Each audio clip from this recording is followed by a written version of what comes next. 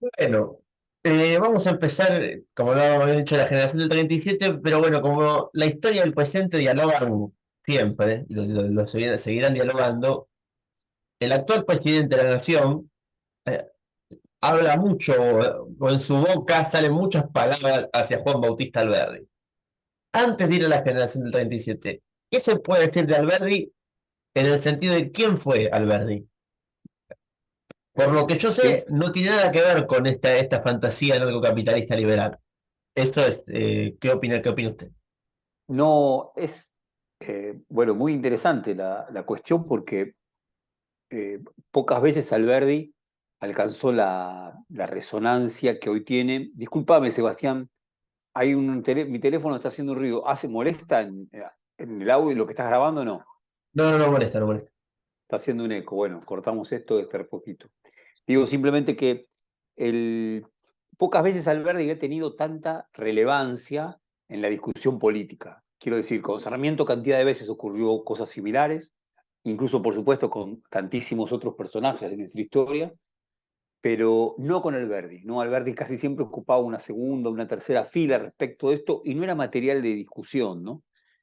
Eh, a mí me parece que, claro, Alberdi, como todo pensador, que además tuvo una carrera larguísima, Alberdi nace en 1810, y si no me equivoco, muere a principios de la década de 1880, o sea, como pensador, además, sus primeras obras importantes son del año justamente 1837, es una carrera muy extensa, tiene distintos momentos y distintas facetas.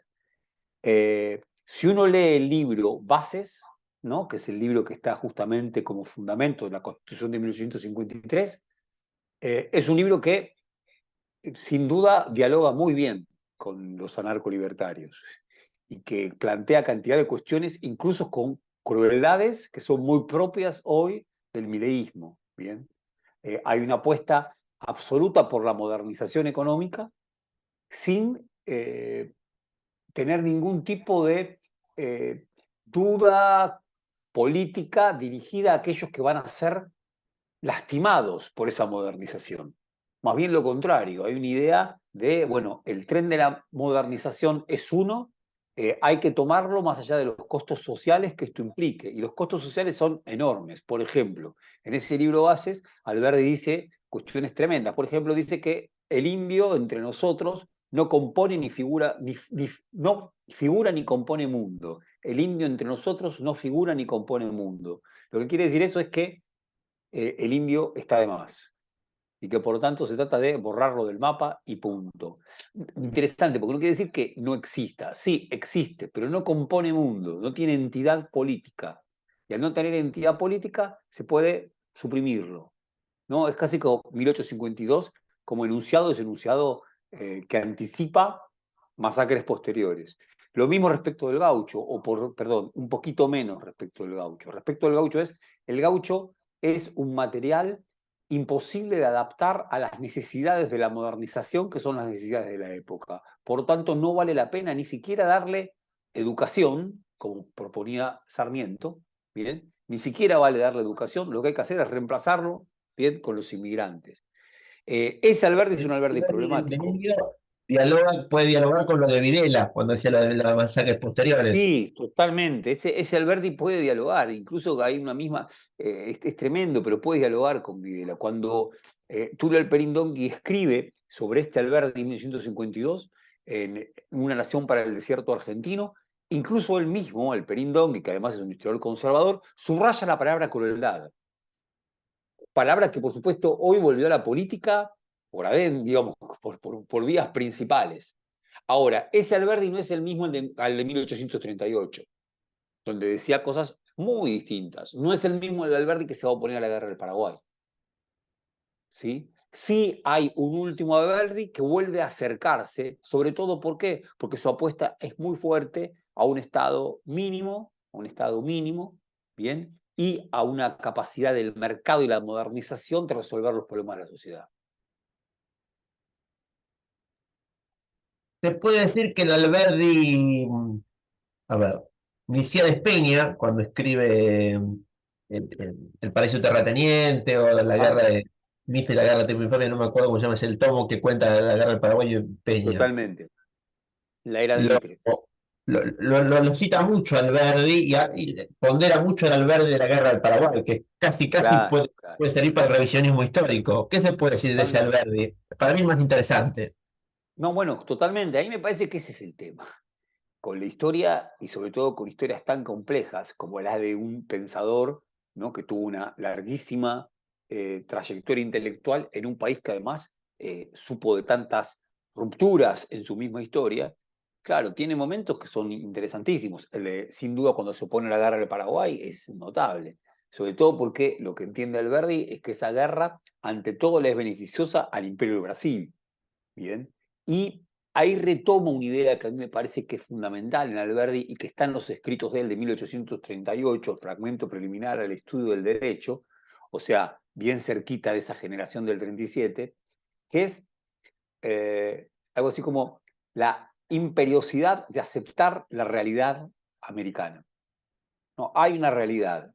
Los políticos influidos por la Ilustración, si se quiere, incluso jacobinos en esa influencia, lo que buscan es romper con esa realidad, producir situaciones políticas nuevas rompiendo con esa realidad americana.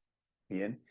Cuando Alberdi está llamando a frenar la guerra del Paraguay, en un punto lo que está entendiendo es que hay legitimidad en el gobierno de Solano López, que no es un puro capricho de una barbarie retrasada, sino que tiene una legitimidad y que en todo caso lo que se trata es de trabajar a partir de esa legitimidad. El Imperio de Brasil, además, en una lectura, si se quiere, geopolítica de América del Sur, bien, efectivamente lo que quiere es comerse al Paraguay. Y comerse también al Uruguay, tomar tierras que sean, dice así Alberdi, las mejores tierras de América son las tierras templadas, estas tierras son las tierras de nuestras llanuras, son las del Uruguay, es eso lo que pretende Brasil.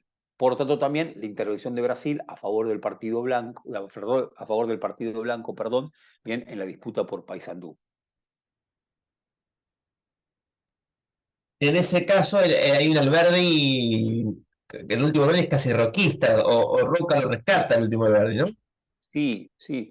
El último de Verdi es complejísimo el personaje, porque el último personaje, sí, Roca lo rescata, Roca tiene toma la decisión, la iniciativa de que toda su obra, las obras completas sean publicadas por el Estado, cosa que lo enciende a Bartolomé Mitre, porque Bartolomé Mitre tiene un odio profundo contra la figura de Alberdi, porque precisamente fue el intelectual de mayor fuste que se opuso a la guerra del Paraguay. Y algunos dicen que desde ese entonces la Nación no lo menciona, ¿no? La Nación que se funda en 1870 no lo menciona a Alberdi más, justamente haciéndolo desaparecer, como si recibiera esa medicina que él había eh, anticipado para los indios. No componés ni figurás mundo, por lo tanto no estás mencionado a la nación, no existís si no estás mencionado a la nación. Alberti, por supuesto, pasa grandísima parte de su tiempo, de sus últimos años en París. Ahora, también complejo, Alberti se opone a la federalización de Buenos Aires. Bien, se opone a la federalización de la ciudad de Buenos Aires en 1880. Roca, que estaba en una política interesantísima, que era la de superar a las facciones, intenta, bien, incluir a Alberti, bien, en este nuevo sí, momento de la política argentina. Digamos que Tulio el Penindongui, en relación para el sector argentino, con esa mordacidad tan característica de Tulio, Tulio lo que viene a decir es, bueno, Alberto y Sarmiento hablaban, pero la historia pasaba por otro lado, digamos, como que la historia les pasa como una cosa así, como que están medio al costado de la historia, que son más comentaristas que filósofos. Esto es lo que ¿qué opinas de esto? Sí, está buena la idea, es algo así. Sí, son comentaristas, tienen proyectos, pero la realidad y la historia y la fatalidad de la historia, bien, transcurre de una manera tal, se compone de una manera tal, que en un punto los deja de lado tanto a uno como a otro. Aunque va a decir Alberdi, el más dañado en este sentido va a ser Sarmiento, porque Sarmiento imaginaba cuando hacia 1845 con el Facundo o en los libros subsiguientes, sobre todo en la lectura de Alperín Dongui, imaginaba un país, entre otras cosas, como un Estado importante. y con, dice Alperín, para Sarmiento el progreso económico necesitaba de prerequisitos en el progreso social, cultural de la población. Entre otras cosas, que aprenda a leer, porque si no se aprende a leer no puede haber un mercado. ¿No? Para que haya un mercado interno tiene que haber publicidades. Y si hay una población que no sabe leer, bien, no va a poder leer ninguna publicidad. Por lo tanto, lo que hace falta es la lectura. Y siempre pensando en un Estado poderoso, bien, que en un mundo se situara más allá de clases poseedoras con las cuales Sarmiento no terminaba de identificarse. Bueno, este proyecto fue para el caso de Tulio Alperindó, que nació para el desierto argentino en 1980, fue el proyecto destruido. Bien. El otro, el de asumir el progreso y la modernización como una fatalidad, que más dialogaba con Alberdi, fue el que efectivamente triunfó. Aunque en el caso de Alberdi, dice Alperín, pretendía que no hubiera casi Estado, y finalmente se construye un Estado importante, lo que también lo contradice al mismo Alberdi. Como bien vos decís, ellos podían ser comentaristas de la historia, pero la historia en su transcurrir concreto, ¿no? En parte los defraudó tanto a uno como a otro. Una visión bastante decadente de Alperín y, sí, si se quiere, fatalista Alperín, ¿no? ¿Coincidís con esa lectura? En algunas cosas sí, en unas cosas no. Me parece que estiliza demasiado el proyecto de Sarmiento, ¿no? El proyecto de Sarmiento no es tan fácil de estilizar así, porque a la vez todo lo que tiene que ver con la sujeción y con la derrota que Sarmiento promueve de la población gaucha, y bueno, eso es importantísimo y está en su obra, y también estaba pensando en esa derrota como necesaria para la composición de una nueva nación. Alperín esto lo deja de lado, ¿no? Ahora, me parece que lo que es interesante es que hay una idea en Alperín, una idea muy trágica en Alperín, de lo que son los intelectuales. Y liga con lo que vos planteabas, Sebastián, que es esto de el intelectual finalmente, por más que se crea que está inventando él un mundo o trazando los planes de las naciones futuras, o diremos tiempo después, o lo va a decir Perón después, de las revoluciones, ¿sí? Sin embargo, lo que hace es limitado, ¿bien? Es limitado, porque hay una marcha de la historia que impone su curso más allá de esas decisiones. Por lo tanto, el intelectual sería aquel que en algún momento se equivoca y cree que las ideas pueden ir más allá, ¿sí? Pueden tener más potencia de lo que efectivamente van a tener. La potencia es la del transcurrir de la historia. Se puede decir, no sé qué opinas de esto, que es el radicalismo liberal de principios del siglo pasado el que de alguna manera vuelve a poner en el panteón a estos dos hombres, ¿no? Como de alguna manera esta Argentina, esta Argentina de galera y congreso, esta Argentina, digamos, esa Argentina radical, digamos. No es deudora mucho de Alberti y de Sarmiento, digamos, no son los radicales, los primeros radicales los que rescatan a esos dos hombres. Ah, es interesante la observación. ¿Sabes qué? No estoy tan seguro, ¿eh? Sería cuestión de investigarlo, indagarlo. Eh, no se ha hecho, o por lo menos yo no conozco, no he leído cómo fue que la figura de Alberdi luego de muerto, bien, pasó a ocupar el lugar que ocupa en nuestro panteón intelectual, bien. En el caso de Sarmiento, me parece que fue inmediato. O sea, Sarmiento muere en 1888 y ya cuando se reciben sus restos desde Paraguay es un recibimiento importantísimo y no, al poco tiempo, si no me equivoco, 1899, ya va a estar su estatua, ¿no? Ubicada ahí y que va a traer tanta discusión, hecha por nada más y nada menos que por Rodin, el más importante escultor de la época, pero que va a traer muchísima discusión, ubicada en los bosques de Palermo, donde antes estaba la Casona de Rosas. Quiero decir, en el caso de Sarmiento, es muy rápido reconocido como un padre fundador, bien, desde las ideas de la Argentina moderna, pero también por su presidencia. En el caso de Alberdi, me traes un tema buenísimo para investigar. Realmente no sé cómo se produce ese vínculo, bien. A la vez, uno puede decir, hay un importante libro de un radical, que es Ricardo Rojas, sobre Sarmiento, que es El Profeta de la Pampa. Pero es un libro ya durante los años del peronismo. Bien. Digo, pero los Este, historiadores radicales son los que mejor lo han tratado, Alberdi. sí, sí. Ah, ¿es así eso? ¿Vos lo estás confirmando? Mirá qué bueno. ¿En quién Va, estás va. pensando, Sebastián? Bueno, la nueva escuela histórica o por ejemplo, Ah, bueno, sí, sí, sí, sí, ok. La nueva escuela. Claro, pasa que, discúlpame, es verdad, la nueva escuela histórica uno a veces por supuesto, sabe que está en relación con el radicalismo, pero no la refería directamente al radicalismo. Y sí, pasa que la nueva escuela histórica te trate bien es un problema, porque la nueva escuela histórica tiene algo de ilegible, de aburrido, de denso, de poco interesante, muy poco vivo. Bien. Entonces es un tema. y el único revisionista, yo hace poco leí Revolución y Contrarrevolución, el tomo que me faltaba de Ramos, que va del patriciado de la oligarquía, lo trata Ah, bastante bien Ramos Alberdi, lo sí, elogia. totalmente. Totalmente, no, el revisionismo eh, también de manera selectiva, que a mi entender es muy legítima, por lo tanto entiendo que también lo que hace Milei en un punto es legítimo, lo que pasa es que uno tiene que discutir con él y con Alberti. O sea, ¿por qué deberíamos suponer nosotros que toda nuestra tradición ideológica, o para decirlo con Oscar Terán, que la ideología argentina por entero está de nuestro lado? No, en lo más mínimo. Hay piezas de esa ideología argentina que no están de nuestro lado. Y sin duda lo de Alberti no está de nuestro lado, por lo menos ese texto, Bases 1852, ¿sí? Sin duda esto. Ahora, lo que hizo entonces el revisionismo con muchísima legitimidad es tomar estos otros textos de Alberdi y tomar además su enorme encono, discusión, ¿bien? Con Mitre y también con Sarmiento, ¿no? También con Sarmiento.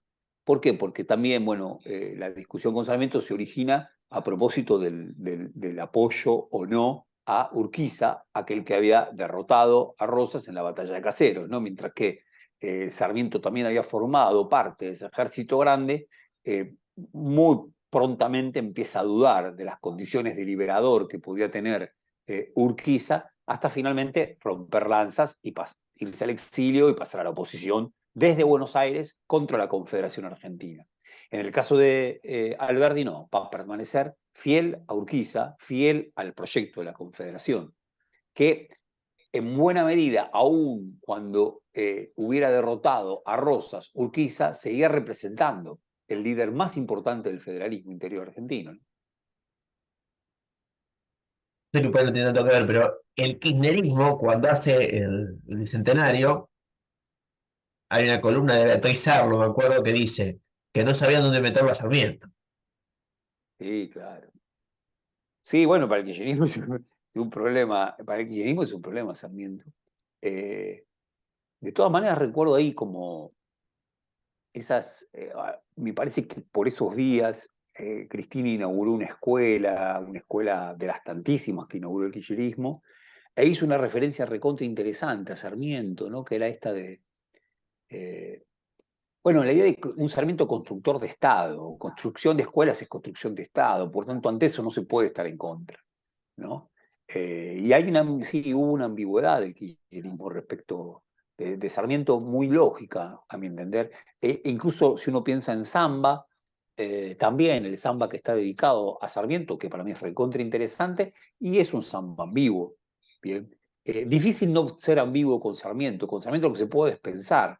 Difícil estar enteramente de acuerdo, pero también es difícil, bien, terminar con él y decir no lo vamos a leer más. Yo que sé, hay un grandísimo libro, a mi entender muy gran lindo, porque aparte es muy divertido, de Luis Alberto Murray, que era un compañero de Jorge Abelardo Ramos, un hombre del revisionismo, un hombre del nacionalismo argentino, que se llama Pros y Contras de Sarmiento. Y claro, lo reivindica en cantidad de cuestiones. Él dice, el problema son los sarmientudos, no Sarmiento. El problema son los sarmientudos.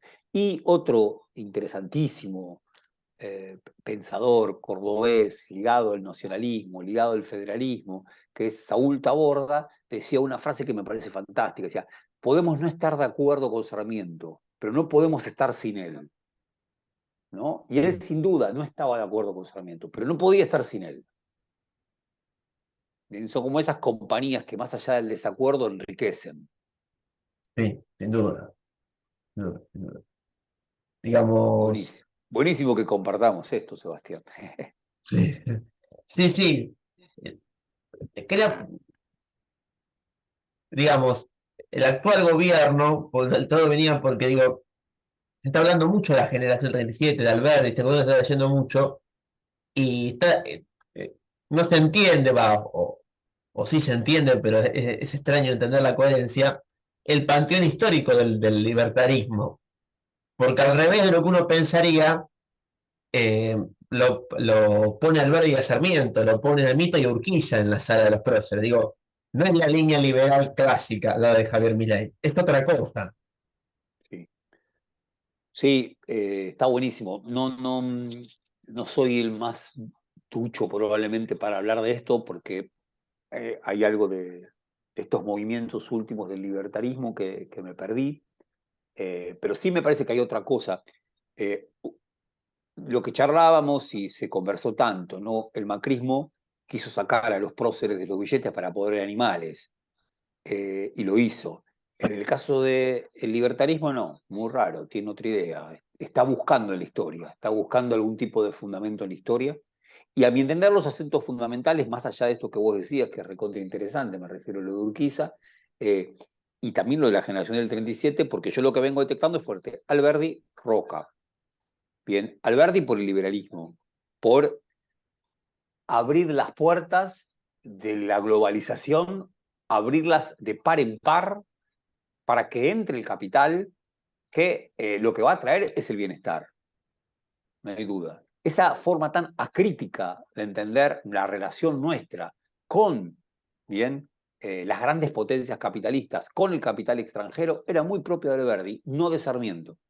Bien. Eso entonces es legítimo la apropiación que hace Milei en ese sentido, sí, más allá de tantísimas digamos, cosas delirantes que dice, eso tiene su legitimidad. Y la de Roca también es entendible, a mi entender, no por el Estado justamente, porque Roca es un grandísimo constructor de un Estado central, nacional, fuerte, contundente, con tantísima presencia sobre todo el territorio, etcétera, etcétera, etcétera. Incluso Alperín lo va a entender y con un sesgo crítico, como un Estado sobredimensionado, ¿bien? Y eso lo crea Roca, ¿bien? Y lo crea la generación del 80. Ahora, en el caso de Perón Milei, era lo que le roquista. interesa es, ¿cómo? Perón era roquista. Perón, por supuesto, era roquista, no por nada, Perón era roquista. No hay duda, como es roquista Jorge Abelardo Ramos, como buena parte del revisionismo es roquista. Ahora, lo que le interesa del roquismo es la obra económica, lo que le interesa del roquismo es la inserción en el mercado mundial. Bien. Y ese nuevo momento de orden e inserción exitosa en el mercado mundial.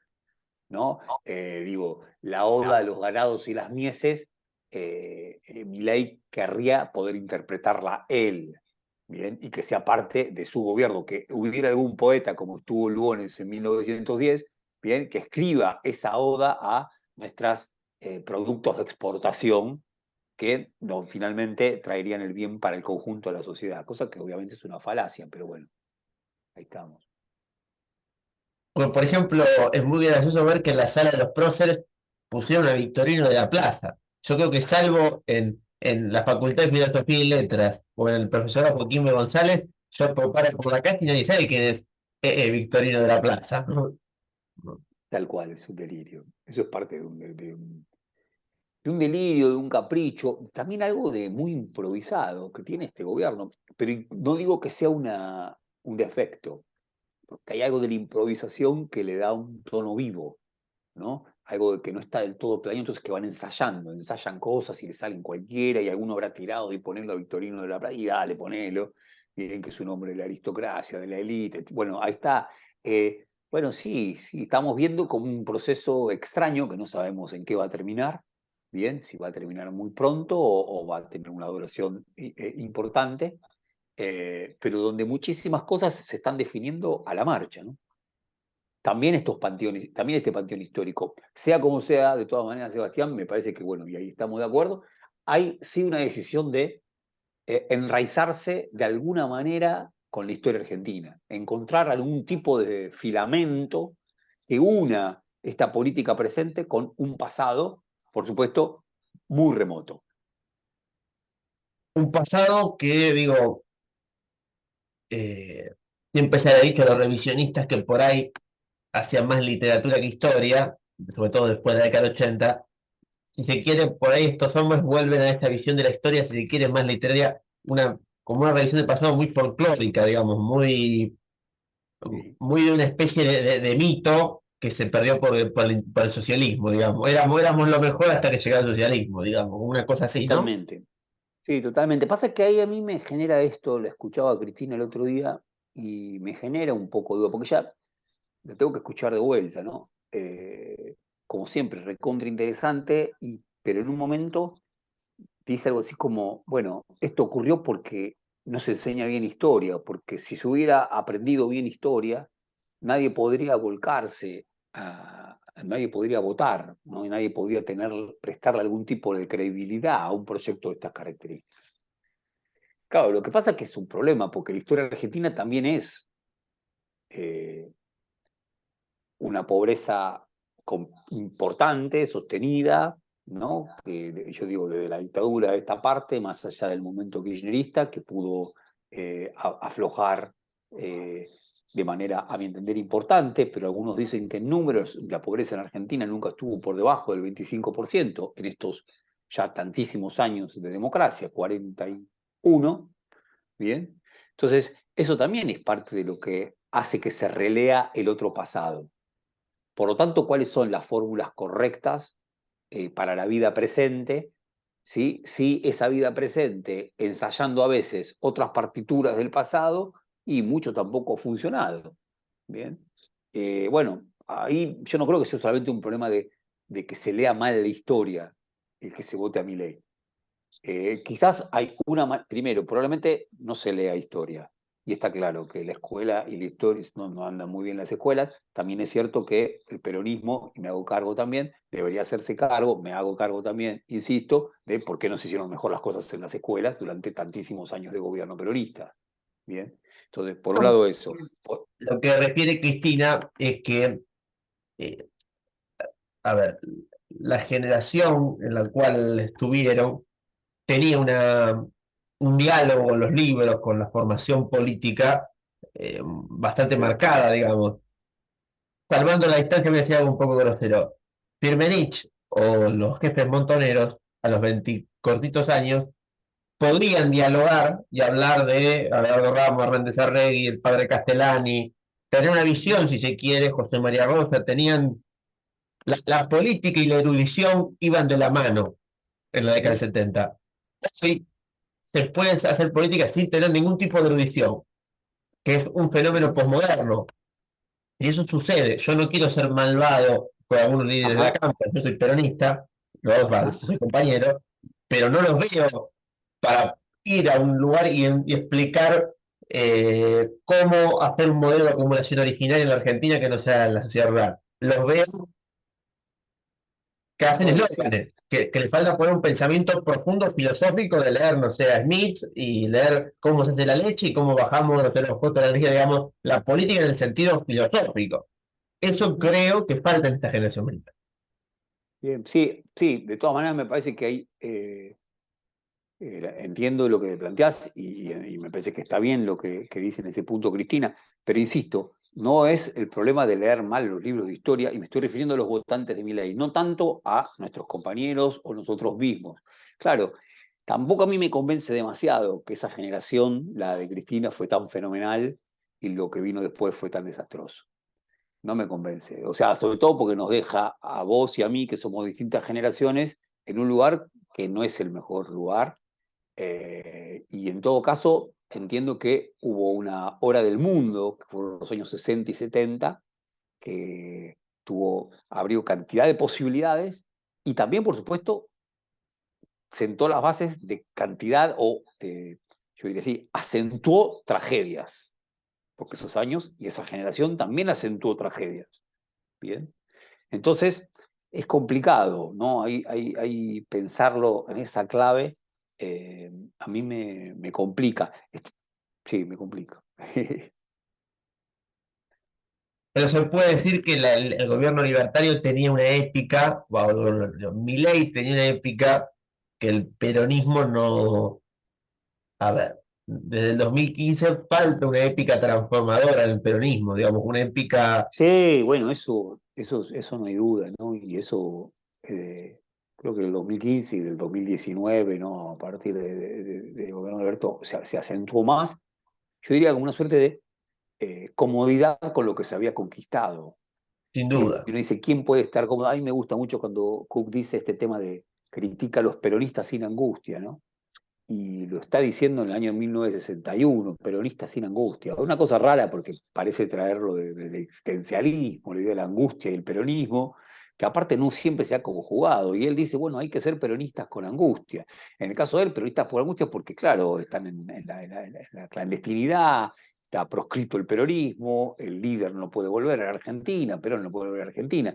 Pero hoy, ¿cómo entender esto? Es decir, bueno, eh, cómo no tener angustia y por lo tanto cierto grado de desesperación ante situaciones como las que conocemos, un 40% de pobreza, salarios y trabajos precarizados. Bueno, ante eso tiene que haber algún tipo de respuesta, ¿bien? Un tipo de angustia. Angustia que lleve a un proyecto transformador, que lleve a una necesaria nueva épica.